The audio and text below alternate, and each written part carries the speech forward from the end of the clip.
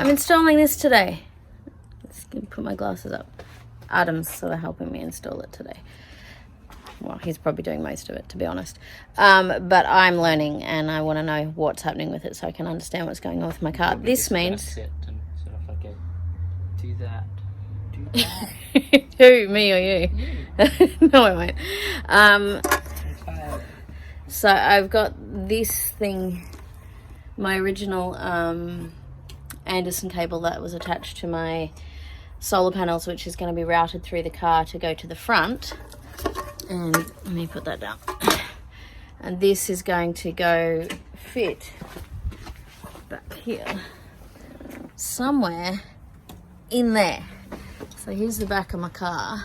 I've pulled everything out, and you can see like there's that whole tray thing there. I can't see what I'm pointing at. There we go. Full of camping gear that is normally covered under like the little trapdoor thingo. So the idea is that my solar battery will charge while we're driving, which means hopefully I won't have to pull out my solar panels too much. And if we sort of stop somewhere for a few days, which we may or may not, depending on how we camp. But it gives me options, and that's what I want. I've got to give one end of this to Adam. So there we go. And it fits really nicely, which is good. We're thinking this relay thing might fit in the well of where this spare tyre is quite nicely. We need to put some sort of padding on it so it doesn't rattle around. But it's a really good spot. I mean, that's the highest point on the spare tyre. Sorry, I'm not helping it. There you go. It's going. Keep going.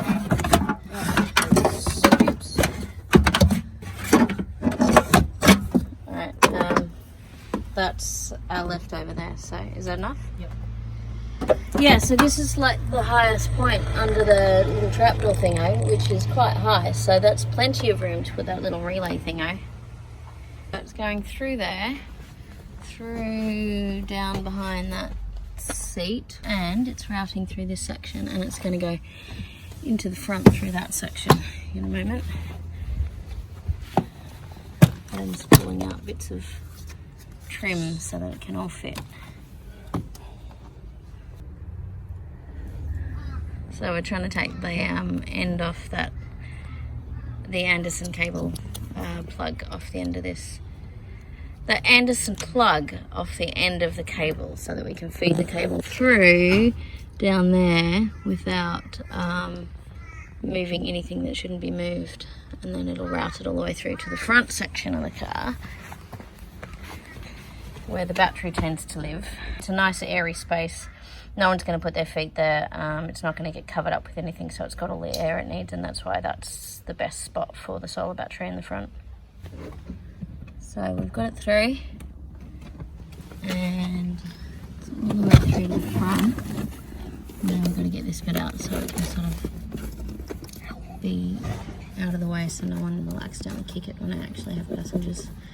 You know, it'd be so much easier if I could just take this entire front seat out. But then I'd have a problem carrying passengers, so you know, there's that. So we have it, there's that end, all the way through there to the back seat,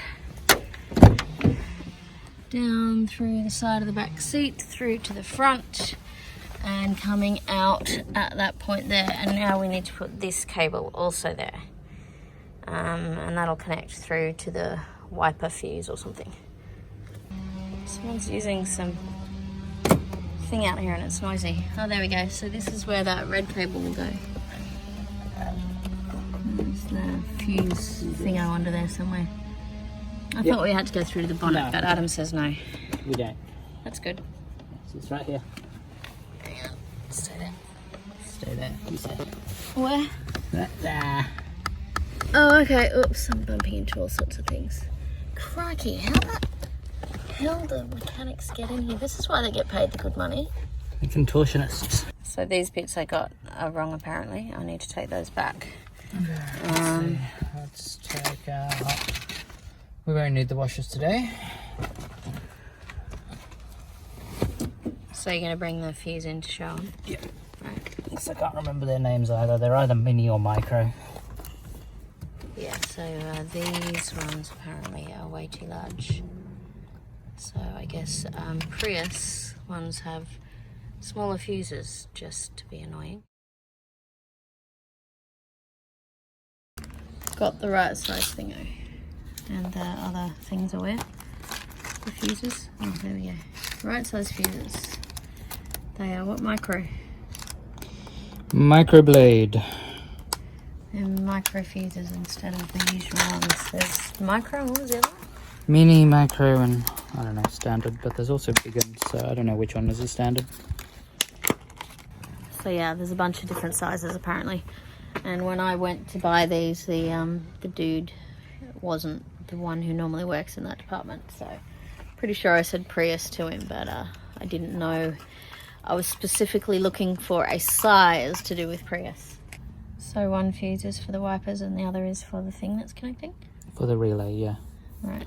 20 amps is Listen to him being all overkill, fancy, but calling it a relay instead of a thingo. 20 amps is overkill, but hey, whatevs. Well, that's what the wiper needs, isn't it? Yeah, no, it's just that one of those things where technically you can get away with using a smaller fuse for the relay, but just in case, when we're using it, we're plugging it into the rear wiper, which is 20 amps, you use the same one rather than mismatching it, and that reduces the chances of putting a smaller fuse and then the wiper's suddenly not working. Cool. Thanks. We gotta strip the end of this. And I got these pliers the other day when I ordered the things. They're wire stripper pliers. They look really cool. I love a good tool. Bow chicka wow wow. I was about to show you Adam stripping wire. Adam's not a stripper. I don't think he'd be a very good stripper at all, actually. I can't use this for my channel. I'm talking about strippers. Oof. What hand did you touch? The hot hand. Forgot to put the black heat shrink on. So we had to feed it on through the other end. Can you hold the other end of that wire for me? All the way around. It's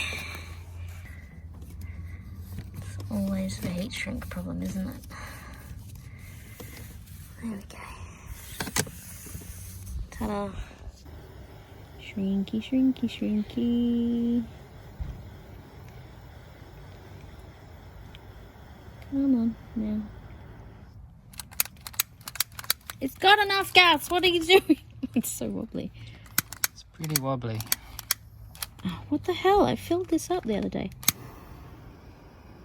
There we go.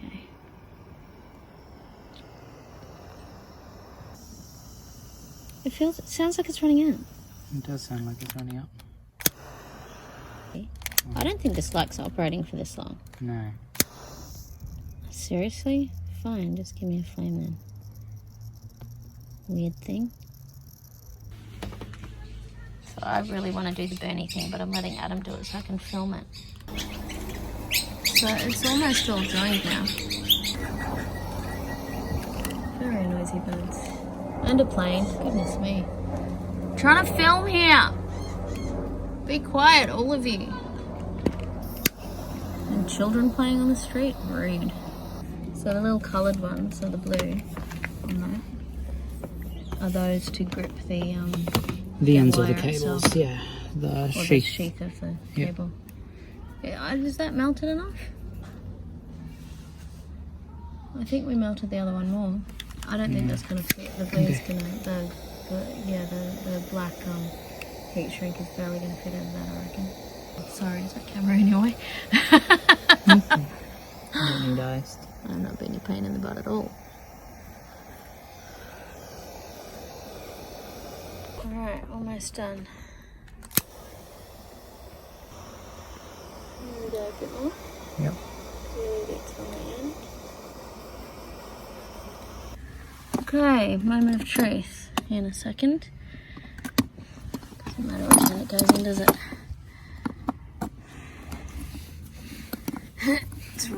really freaking hard to do this with one hand. There we go, got it. Right, engine on. Yep. You ready? Yep. I'll turn the engine on, see what happens.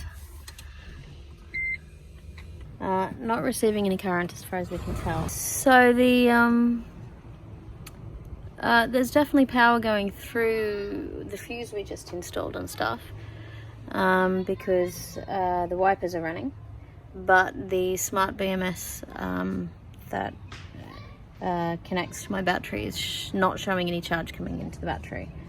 So not exactly sure what's happening there. So we've checked at this back connection here where there's fuses, and this one fuse here has done its job. So we'll need to get a replacement fuse. Oh, is that it? Yeah, it should be fine. I don't know what doesn't mean we're blew doing it though. anything wrong. Mm. Well, it shouldn't be because it's connected exactly as you meant to. We right? don't know when it blew. Yeah, that's true. Good point. I haven't connected anything else in there aside from checking it that one time ages ago. It doesn't smell like it just blew. Ah, so it may have been a while ago. Yeah. Right. So Adam reckons this fuse hadn't just freshly died. He thinks it was probably something else that did it a while ago. And so I'm going to go and get a multi-pack of fuses so we can sort of double check which one we need, and I've got extras in that case. Giant box of many spare parts. It was either $5 or $6 for like 5 assorted, or $15 for this box. So we went with the big one. Replacement fuse in. Alright, so we need to connect. We need to bring the battery back around. Yep. Thanks. Oh, I'll need to turn the engine on too, won't I? Yes. So yes, the light on this is ridiculously bright, so I installed this soy sauce bottle lid. It doesn't cover it completely, you can still see a little bit of light coming through, but it's not so bad. It doesn't even need to be like fully closed to block much of the light, it can just lean shut, but yeah, it was a pain in the butt. I used Sugru, which is this kind of cool stuff, which depends what you need to use it for, it's useful. But that's holding that little lid on. And I also put one of these little things over there, over that, because it's also really bright. It's just one of those little sticky Okay, things. so there you go, you can film my phone. Oh, are you gonna turn it on?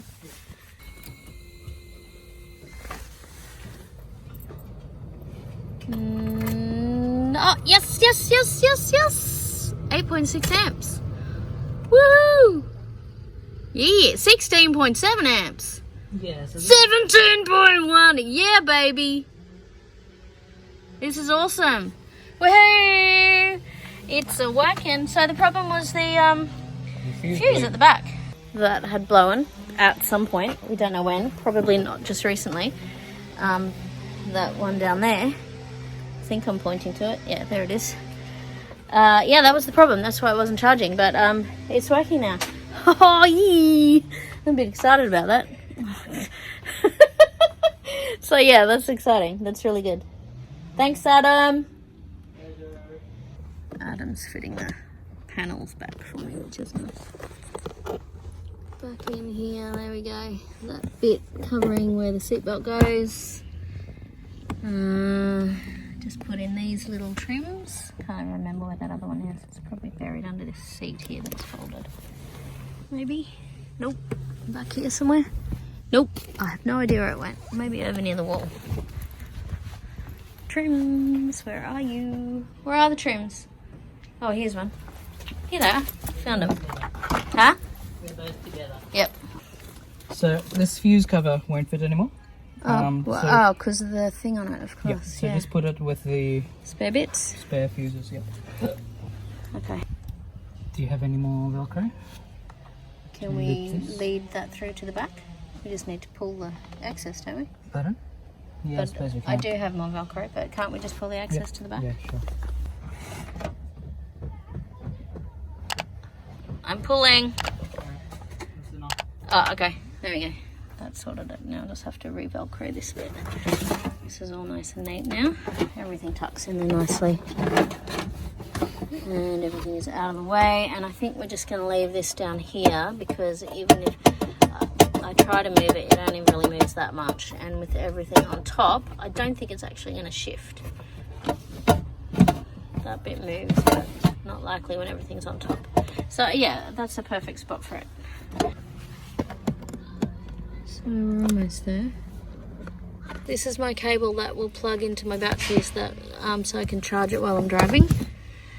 And my battery sits in the front there. This is usually slightly more organised, but when I drive around things shift. So yeah, like my water goes there, this little container of spares etc goes there, the cable for connecting to my solar batteries goes there, battery goes in there, and I keep this little container of bags and gloves for picking up other people's rubbish, because people are gross.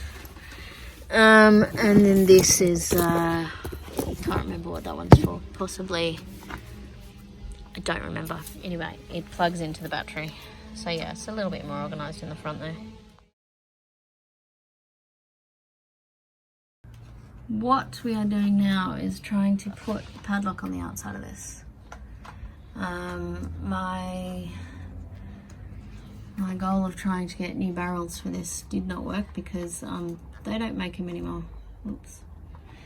And yeah, it's an old model, but putting a padlock on the outside, I'm basically just going to drill here. It's not ideal, but it basically means it's a deterrent for anyone who sort of wants to quickly get in there and see what's inside. And I mean, really, just any lock is just going to be a deterrent, because if someone's determined enough, they're going to get in. So that'll be the solution for my rhino rack. Not ideal, but the only other option is to try and find a second-hand rhino rack of exactly the same type, so I can steal the barrels out of it. But the likelihood of that is not very high. So a padlock it is.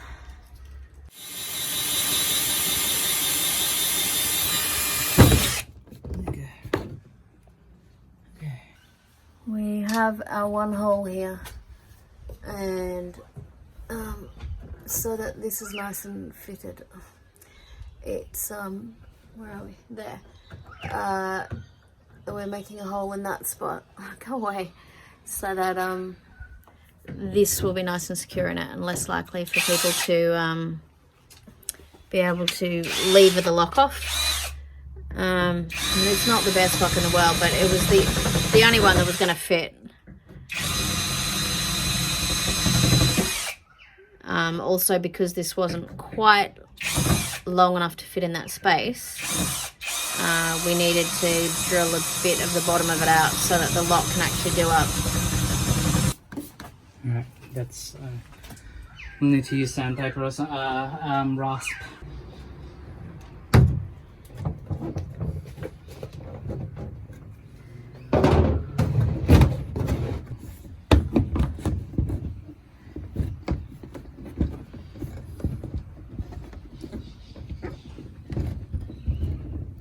Still need more.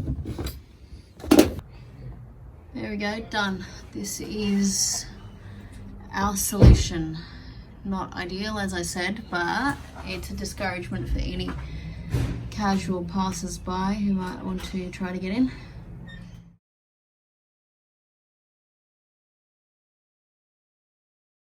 Thanks for watching. Please subscribe if you haven't already, that'd be very cool. And I'll see you in the next video. Oh, and comment and give a thumbs up and all that sort of stuff as well. Thanks, bye.